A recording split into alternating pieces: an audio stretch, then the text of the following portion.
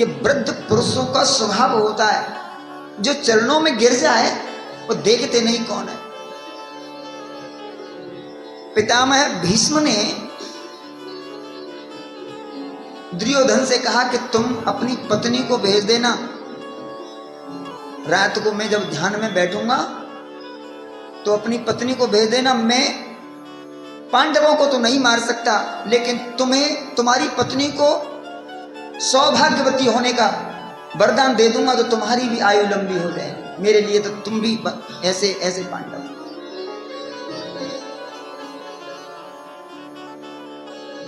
अब दुर्योधन ने अपनी पत्नी से कहा कि जाओ पितामह भीष्म के पास आशीर्वाद लेने जाओ।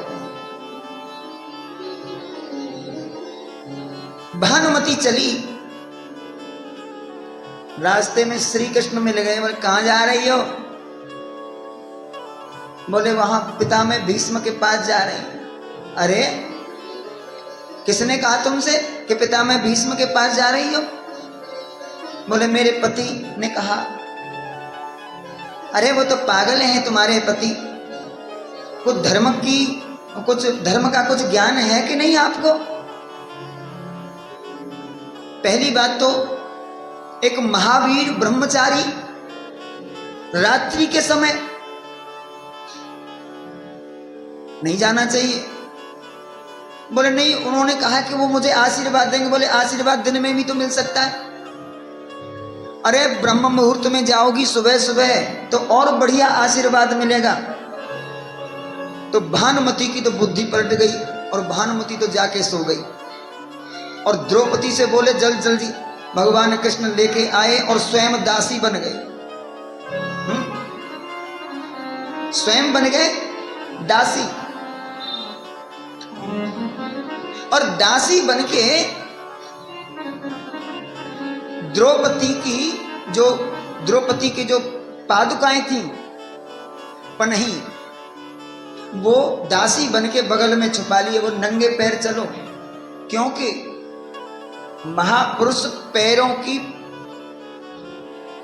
जो पैचर होती है, कदम चाल से पहचान लेते हैं ये किसकी चाल है, इसलिए ये चप्पल उतार दो। और जाके द्रौपदी ने माथा टेका तो भीष्म पिता ने बिना देखे बोले सौभाग्यवती। उनको लगा कि ये जो भी है लेडीज है, उनके मुंह से निकल गया सौभाग्यवती भव। द्रौपदी ने कहा पितामह आपने तो मेरे पतियों को मारने का बीड़ा उठाया है, आप तो हमें मारेंगे, मेरे पतियों को मारेंगे, फिर मेरा सौभाग्य कैसे रहेगा? आंखें खोली पितामह भीष्म। कौन हो? बोले मैं द्रौपदी। तुमको किसने भेजा? किसने भेजा? नहीं नहीं मैं खुद आई हूं। खुद कैसे आ सकती है? और किसके साथ आई हो? बोले मेरी दासी है। बोले तो मैं उस दासी को देखना चाहता। देखा तो श्रीमान जी बगल में द्रौपदी की पन्ही लेकर बगल में छुपाए और घूंघट निकाले खड़े थे। पितामह भीष्म गए, दासी और भगवान को देखा तो पितामह भीष्म के नेत्रों से आनंद के अश्रु छलक आए। जिस पर तुम्हारी कृपा हो उसका कौन क्या बिगाड़ सकता है?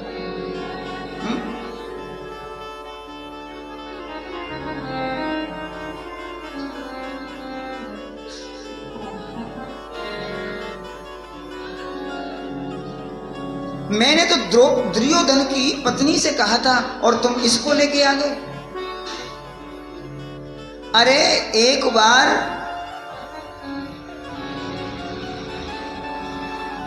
प्रभु से जुड़ जाओ, फिर कृपा होती नहीं, कृपा बरसती है, क्योंकि उनकी तो आदत ही है कृपा करने की। हमारे भारत के एक महान कवि बिंदु जी महाराज का एक पद,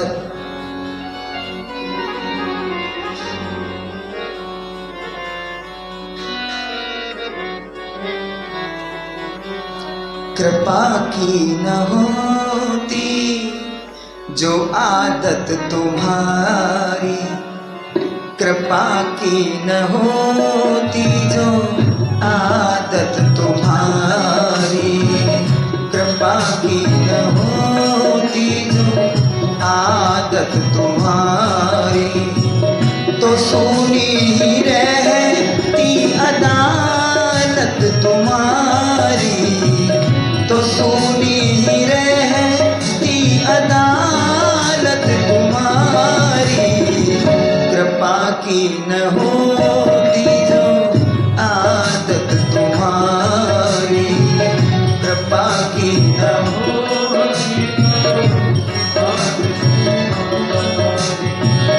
कृपा की न होती जो आदत तुम्हारी।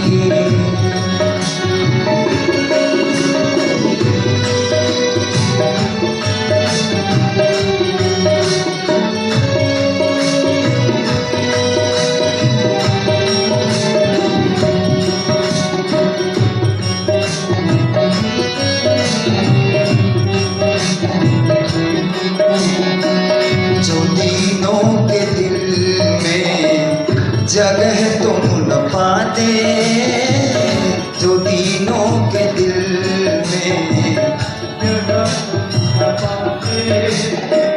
जो दीनों के दिल में जगह तुम न पाते, जो दीनों के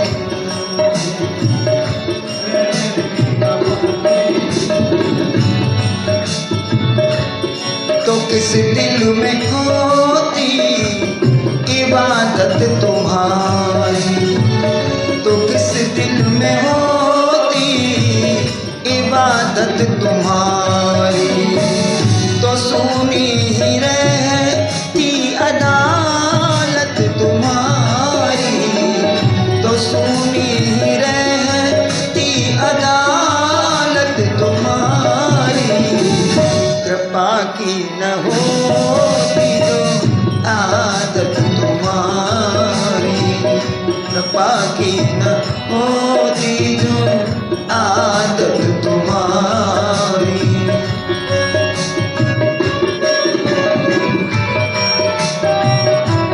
जब दीन गरीबों के हृदय में भगवान न होते, जो दीन गरीबों ने भगवान को हृदय में न बसाया होता तो भगवान के लिए दूसरी जगह भी नहीं थी। बिंदु गोस्वामी जी कह रहे हैं बिना दीन गरीबों के तुम्हारा भी कोई ठिकाना नहीं है। गरीबों की दुनिया है आबाद तुमसे, गरीबों की दुनिया है आबाद, गरीबों की दुनिया है आबाद तुमसे, गरीबों की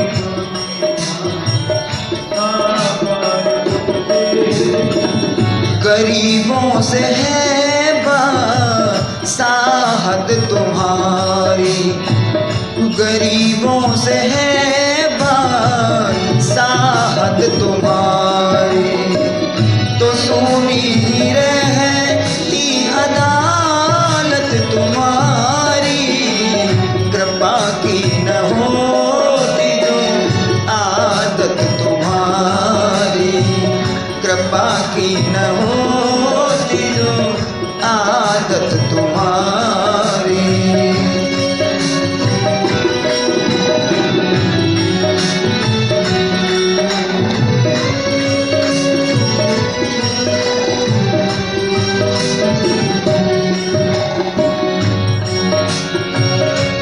बोले गरीबों से तुम्हारा शासन चल रहा है, गरीब ही मानते हैं, बड़े बड़े लोग नहीं मानते, क्योंकि प्रभुता पाए काय मदनाई, इस संसार की संपत्ति जिसको मिल जाए फिर भगवान को नहीं पूछता, फिर वो मैं खाना ढूंढता है, मैं खाना। इसलिए बिंदु गोस्वामी जी अंतिम पंक्ति में कह रहे हैं, तुम्हारी ही उल्फत के धग बिंदु है ये, तुम्हारी उल्फत के, तुम्हारी ही उल्फत के धग बिंदु है ये, तुम्हारी